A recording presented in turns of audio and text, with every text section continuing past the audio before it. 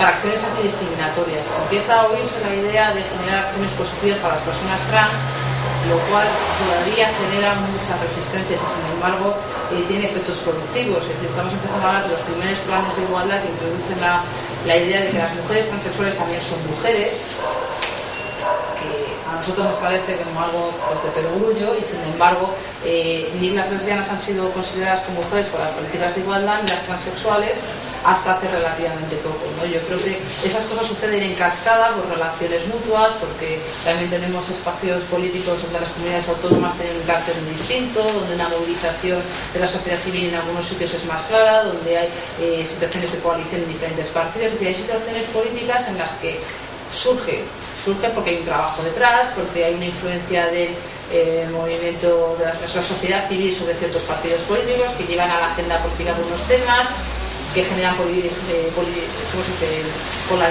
política. Es decir, un tema es rentable tanto para estar en contra como para estar a favor de él. Es decir, yo creo que el matrimonio, los derechos trans, las leyes de igualdad, el aborto tienen justamente ese tipo de rendimiento, ¿no? Tanto estar a favor de ellos como en contra genera movilización y genera cierta fuerza política, ¿no?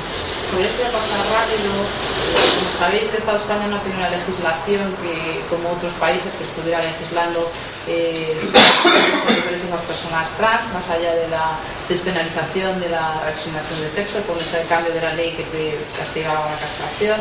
Y entonces ha estado en las manos de los jueces y juzgados el poder entrar sobre si alguien tiene derecho a hacer según qué cosas, por lo cual la transexualidad se convertía en un problema individual, no un problema estructural, no un problema que generara en ese sentido tantos beneficios de movilización social, ¿no? Ha habido una serie de sentencias que son relevantes y me voy a hablar sobre ellas. Y voy más al momento presente. Yo creo que el año 2004, con esta plataforma transexual de 12 demandas, que bueno, muchos activistas me han dicho, es que realmente esa plataforma pues tiene una importancia relativa, pero a mí me interesa la medida en que cristaliza qué es lo que quieren las personas trans y qué es lo que necesitan en un momento como es el previo a esas elecciones, ¿no? Previo a la constitución del matrimonio entre personas del mismo sexo. O sea que es un momento claro en el que no hablamos de los derechos trans, sino hablamos de una serie de demandas más concretas, ¿no? Donde solo una de ellas, como digo, se convierte en ley. Curiosamente es una de las que supuestamente requiere menos esfuerzo económico, y es el reconocimiento del derecho al cambiar el registro de tu nombre en el registro. No está el tratamiento integral, no está las acciones positivas, por ejemplo, sobre el ámbito del desempleo y la exclusión social, etcétera, etcétera. Solo toda una serie de cuestiones que sí suponen una inversión pública y que probablemente iban a generar una resistencia mucho más grande, yo creo, en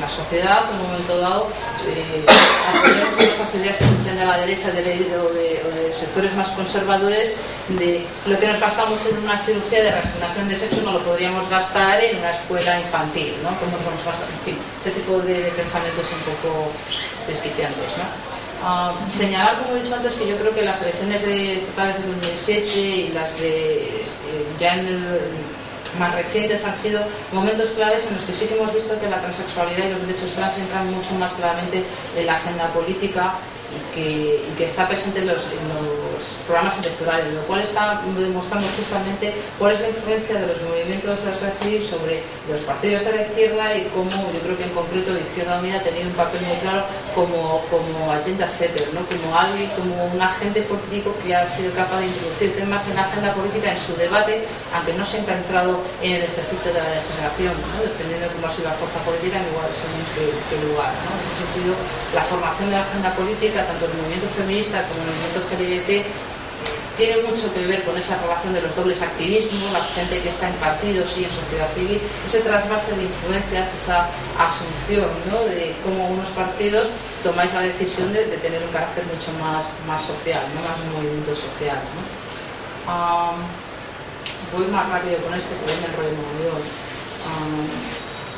Yo creo que es claro que hay una entrada en la agenda política de los derechos civiles que están ligados a la ciudadanía íntima, ya sea la igualdad, ya sea los derechos de personas trans, etcétera, etcétera. Sí que creo que los derechos, sobre todo en los últimos 5 años, las personas trans tienen mucho más fuerza en la agenda política que nunca. Yo creo que esto tiene que ver mucho con cómo se ha cristalizado en la ley, ¿no? de cambio registral, y sin embargo, como he dicho antes, sí que creo que se configura como un problema menor. Ha generado una movilización mucho más pequeña y también ha generado una alarma social bastante más pequeña, ¿no? En ese sentido. tiene un impacto positivo. Yo juzgaría que la ley de cambio registral tiene un impacto positivo sobre algunas personas trans con respecto a un momento dado a su calidad de vida. También juzgaría que la ley supone una de las medidas menos costosas en cuanto al ejercicio presupuestario y que crea de las que menos resistencia crean de esa plataforma de derechos posibles. También creo que los derechos de las personas trans se han construido alrededor de una idea patologizante de qué es el derecho de una persona a conseguir el acceso a la sanidad, el acceso a una vida pública sin trabas.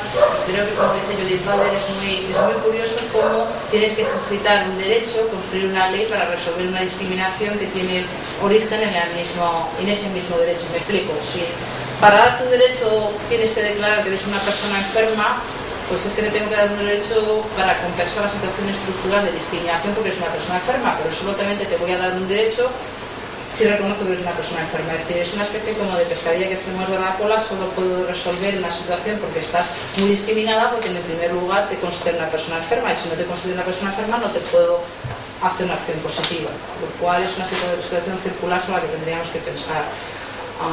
Yo creo que la manera que se construye también los derechos de las personas transexuales es muy coherente con la idea de qué curioso que los derechos de gays y lesbianas se han construido alrededor del matrimonio, que es curiosamente una movilización por una demanda que es bastante tradicional, ¿no? Que es bastante asimilacionista. Sí que es cierto que era un poco la frontera de las cosas que quedaban por hacer, pero el cambio de registro de nombre de las personas transexuales junto al matrimonio, junto a las parejas de hecho, no parece que haya generado un cambio estructural de nuestra sociedad como para plantearse más allá de...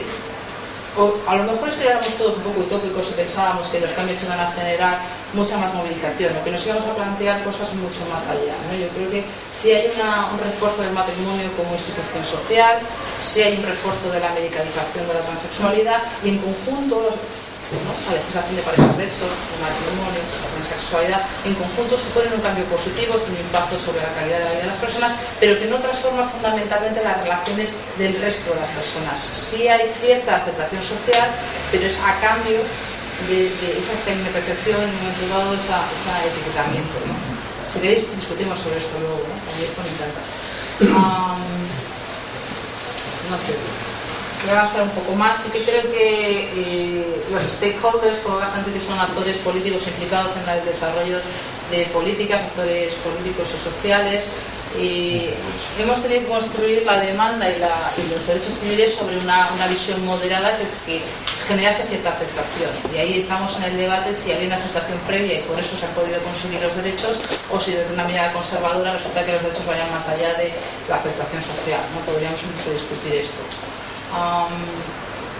Creo que hay un deseo como de modernidad que yo creo que está enraizado en nuestro pasado colonial y de lugar perdido del Estado español como una de las potencias que toma decisiones en el mundo, y creo que la consecución de derechos muchas veces sobre cuestiones alrededor de la igualdad genera cierta complacencia, y nos gusta situarnos allí, y que tenemos cierta tendencia a que esto nos parezca guay sin entrar mucho a escarbar mucho más, ¿no? Es decir, sí que creo que el deseo de modernidad y de progreso y de poder hacer frases donde España y Suecia digan cosas parecidas genera cierta complacencia y que nos empuja hacia ese lado, que tenemos.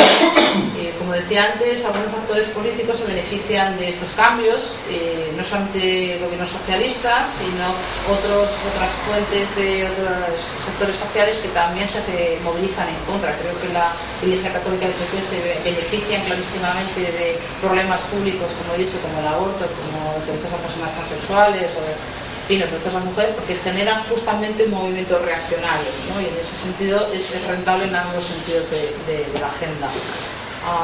Yo creo que los nuevos derechos sociales o derechos sexuales se pueden ver desde una perspectiva doble. Por una parte, la mejora de calidad de vida de las minorías sexuales, y por otra parte tiene un efecto perverso, y es que en muchos niveles da la sensación de como que la movilización ya se ha acabado. Si has conseguido una ley, vete a casa y deja de dar el coñazo porque ya has conseguido muchas cosas, ¿no? De alguna manera genera cierto hastío dentro de la agenda política, da la sensación de si hemos puesto tanta carne en el asador y esta movilización era tan importante y ya está conseguida, ¿qué más queréis? ¿No? La famosa frase de ¿qué más queréis? Como si no tuviéramos derecho a conseguir más y más derechos, ¿no? O más y más